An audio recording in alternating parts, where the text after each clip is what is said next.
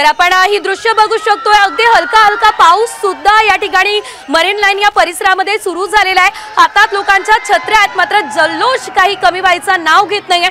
या ठिकाणी आपण बघू शकतोय जरी पाऊस आला तरी देखील आम्ही आमच्या चाहत्यांना बघितल्याशिवाय मागे हटणार नाहीये, अशीच एकंदरीत भूमिका या सर्व चाहत्यांची आपल्याला बघायला मिळते। तर हे सर्व चाहते जे आहेत ते आपल्या आवडत्या खेळाडूला बघण्यासाठी अतिशय आतुर असल्याचं आपण बघतोय। पाऊस सुरू झालेला आहे, पावसात हे सर्व चाहते जे आहेत ते भिजत आहेत, मात्र तरी सुद्धा केव्हा केव्हा टीम इंडिया येणार आणि आम्ही त्यांची एक झलक बघणार एवढीच आस लावून हे सर्व जे चाहते आहेत ते या ठिकाणी थांबलेले आहेत। वानखेडे स्टेडियमच्या आतमध्ये चेंगराचेंगरीचा प्रकार घडला होता आणि त्यानंतर बाहेरील गर्दी देखील नियंत्रणामधून निघून गेली होती।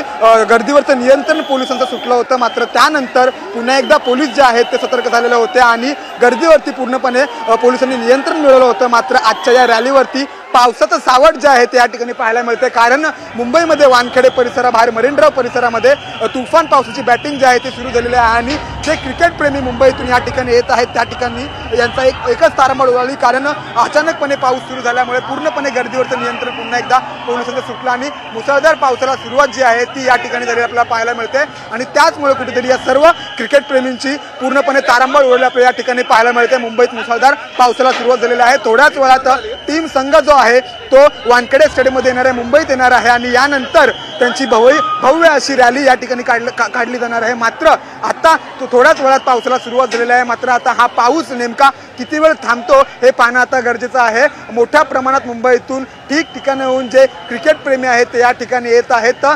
कुठल्याही परिस्थितीत आम्हाला हा जो जल्लोष आहे, हा जो भव्य सोहळा आहे तो आम्हाला पाहायचा आहे आणि त्याचमुळे कशाचीही पर्वा न करता मुंबईतून तमाम क्रिकेट प्रेमी जे आहेत ते वानखेडे स्टेडियममध्ये येत आहेत। वानखेडे स्टेडियमचा हा जो परिसर आहे तो पावसामुळे पूर्णपणे बिघडलेला आहे। थोड्या वेळापूर्वी ती मोठ्या प्रमाणात गर्दी होती, मात्र पाऊस जसा सुरू झाला तसंच तेव्हापासूनच क्रिकेट प्रेमींची पूर्णपणे तारांबळ उडलेली आहे, आपण या ठिकाणी पाहू शकतो।